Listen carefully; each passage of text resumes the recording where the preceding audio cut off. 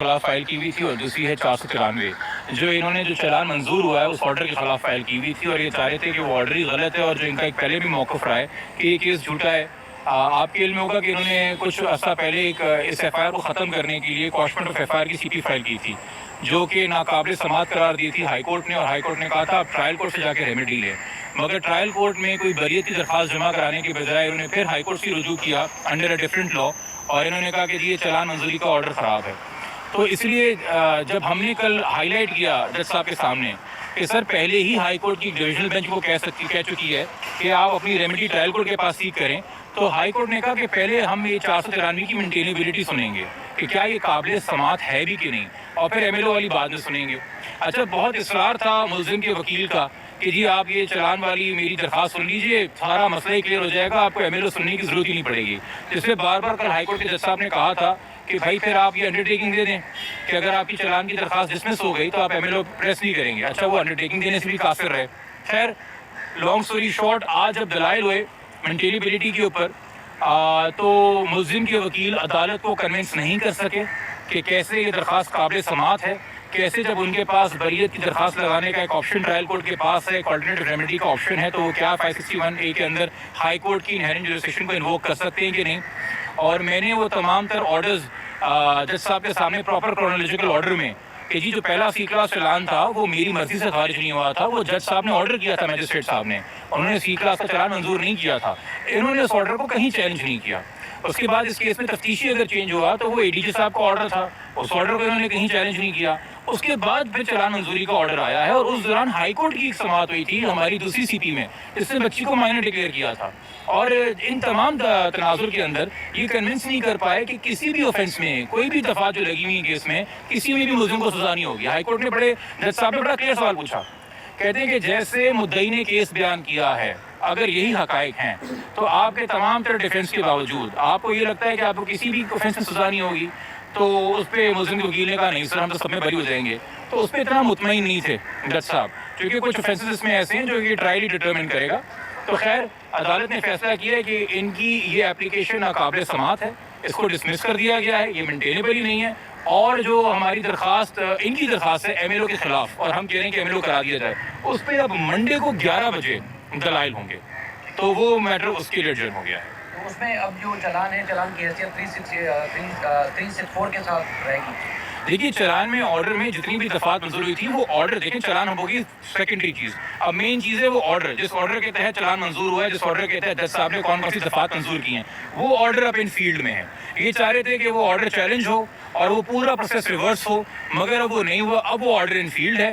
جیسے trial court کی کاروائی چل رہی ہے، 512 کی کاروائی ہو رہی ہے، جو مفرور لوگ ہیں ان کے وارنٹس جاری ہوئے ان کو لے کے آنا ہے اور پھر چارج فریمنگ ہونی ہے، وہ اب as per routine, as per procedure چلے گی، بغیر کسی خلل کے، بغیر کسی روڈ بلاک کے۔ جو سیکشن ہے جو چلان میں منظور ہوئے تھے، عدالت میں جو منظور کیے، کون کون سے سیکشن ہیں، کس کس جرم پہ لاگو ہوتے ہیں اور اس کی سزا کیا ہو سکتی ہے؟ دیکھیے، 363 ہے جس میں 7 سال سزا ہے، 364 ہے جس میں 14 سال سزا ہے، 368 میں وہی سزا ہوتی ہے جو کہ پرائمری کڈنیپر کو ملتی ہے۔ تو اگر پرائمری کڈنیپر کو 7 سال 363 میں ہوگی تو جو اس کے ساتھی ہیں 368 میں ان کو بھی 7 سال ہوگی، اور اگر پرائمری کڈنیپر کو ظہیر شبیر کو 14 سال 364 میں ہوتی ہے تو اس کے باقی سارے حواریوں کو بھی جو ہے 368 کے اندر 14 سال کی سزا ہوگی۔ اس کے بعد چائلڈ میرج ریسٹرینٹ ایکٹ ہے جس میں 3 سال سزا ہے، اور اس کے ساتھ ٹریفکنگ کے 2 سیکشنز ہیں، سیکشن 3 میں 10 سال کی سزا ہے 3(2) میں، اور 4(b) میں 14 سال کی سزا ہے۔ تو یہ سیکشن مزید اس کے اندر لگے ہوئے ہیں۔ جب یہ ملزمان کی بیل ہوئی ہے اس کو چیلنج کرنے کا پلان ہے، کیونکہ آج تو یہ جس طرح درخواست کی مطلب بھی ہے، تو اب مزید امکان ہے کہ ان کی بیل کو چیلنج کیا جائے؟ نہیں، دیکھیے وہ تو ہم نے کینسلیشن ویسی ہمارا سانس سے ہم نے کرنی ہے، بٹ باعث جی آپ کو عدالت اور قانون ٹائم دیتا ہے نا، لمیٹیشن پیریڈ ہوتی ہے، آپ کے پاس 30 دن کا ٹائم ہوتا ہے یا 20 دن کا ٹائم ہوتا ہے، 25 دن کا ٹائم ہوتا ہے، تو اسٹریٹجکلی کچھ آپ فیصلے کرتے ہیں کب آپ نے کینسلیشن فائل کرنی ہے، کب آپ نے چیلنج کرنا ہے، کب آپ نے نہیں کرنا۔ تو انشاءاللہ اس سے بھی آپ کو کم سے کم یہ خبر کہ ہم فائل کر رہے ہیں کنفرمیشن مل جائے گی جب ہوگی۔ اچھا، بچے کی حوالگی کے حوالے سے، ماں باپ کے حوالے سے کچھ یہ لوگ عوام بھی سوال کرتی ہے، ہاں کہ کسٹڈی کیوں نہیں لے رہے ہیں؟ دیکھیے، میں نے بار بار ہر بات میں اس پر جواب دیتا ہوں کہ والدین سے زیادہ بچی سے ملنے سے کوئی بے چین نہیں ہو سکتا۔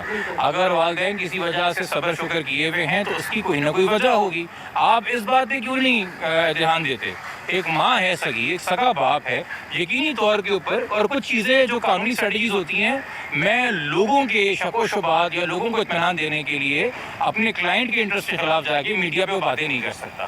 ہو سکتا ہے کچھ باتیں یا کچھ چیزیں آلریڈی ہوں جو آپ کے علم میں نہ ہوں، مگر وقت کے ساتھ آ جائے.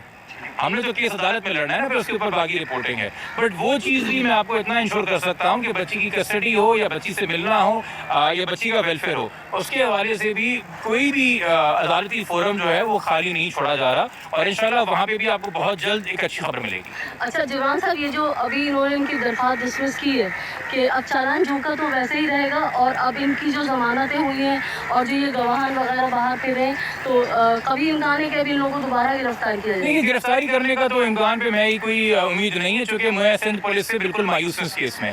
میری غلام نبی میمن صاحب سے کوئی بھی امید اس کیس میں نہیں ہے، میں برملا کہہ رہا ہوں. میری عدالتوں سے اس کیس پہ امید ہے. تو یہ جا کے 512 کے اندر ان مفرور ملزموں کو گرفتار کریں گے، یہ ہمارے جو آئی او ہیں رنس صاحب یہ کارروائی کریں گے. مجھے ذرا بھی اعتماد ان پہ نہیں ہے، ذرا بھی بھروسہ اس حوالے سے نہیں ہے. انہوں نے کرنا ہوتا کہ بہت پہلے کر چکے ہوتے.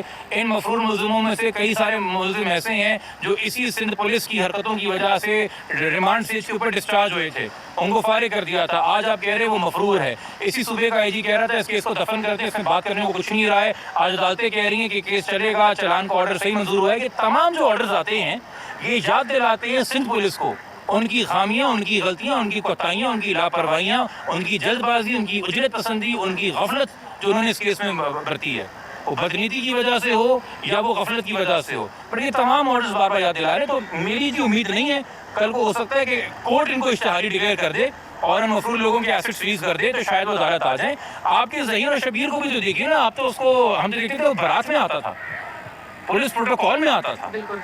وہ اس کو پروٹیکٹ کرنے کے لیے تھی. وہ اس کو جو 2 بار بغیر بیل کے آیا ہے تو اس کو چھوڑ کے بھی آئی ہے پولیس. تو اس پولیس سے آپ کہہ رہے ہیں کہ میں امید رکھوں کہ باقی مفروروں کو بھی گرفتار کرے گی، تو بیوقوفی کی بات ہوگی. ہاں، مجھے جھوٹا ثابت کر دے ان لوگوں کو گرفتار کر کے پولیس، تو میں ان کو سلام پیش کر دوں گا. ورنہ اگر آپ اس سے پوچھیں گے کہ میں اپنی عقل استعمال کر کے ان پہ بھروسہ ظاہر کروں تو ممکن نہیں ہے. سر، یہ پروٹوکول کے حوالے سے پولیس کہتی ہے کہ سندھ ہائی کورٹ کا آرڈر تھا، یہ ہم سیکیورٹی دے رہے ہیں، پروٹوکول نہیں ہے. جناب، جتنی بھی پٹیشنز فائل ہوتی ہیں ہراسمنٹ کے حوالے سے، اس کے اندر ایک سرسری بات یا ایک روایتی جملہ لکھا جاتا ہے کہ جی ان کے ساتھ ان اکارڈنگ سے لا ڈیل کریں. آپ ابھی سڑک پہ جا رہے ہیں، اگر آپ سگنل پہ رکیں گے اور آپ کا چلان نہیں ہوگا چونکہ آپ سگنل پہ رکیں یا آپ نے سیٹ بیلٹ پہنی ہے تو آپ کا چلان نہیں ہوگا، اس سے کہتے ہیں اکارڈنگ لا. اس میں یہ تو نہیں ہوگا نا کہ اگر آپ نے سیٹ بیلٹ پہنی ہے تو پیچھے جو ہے وہ 4 ٹریفک وارڈن جو ہے سارجنٹ گاڑی لے کے چلنا شروع ہو جائیں گے، پروٹوکول دینا شروع ہو جائیں گے. تو ان اکارڈنگ ود لا کے یہ معنی ہے کہ 10 12 لوگوں کے سول وردی میں اور نارمل وردی میں آپ پروٹوکول دیں. یہ میلا فائڈے ہے پولیس کی اور کچھ بھی نہیں ہے. اچھا جبران صاحب، ایک آخری سوال کہ جس طرح سے انہوں نے اس کو چالان کو چیلنج کیا تھا، اس کی وجہ سے جو ہے ایم ایل او رک گیا تھا، تو اب بھی کیا ضرورت ہے؟ نہیں جی پلیز دیکھیں میری ایک شکایت ہوتی ہے، یہ دیکھیں میری شکایت اور پھر مجھے کرنے کا موقع دیجیے گا. چالان کو چیلنج کرنے کی وجہ سے ایم ایل او نہیں رکا تھا. ایم ایل او کو سیپریٹلی ایک الگ اپلیکیشن میں داخل 482 میں چیلنج کیا گیا ہے.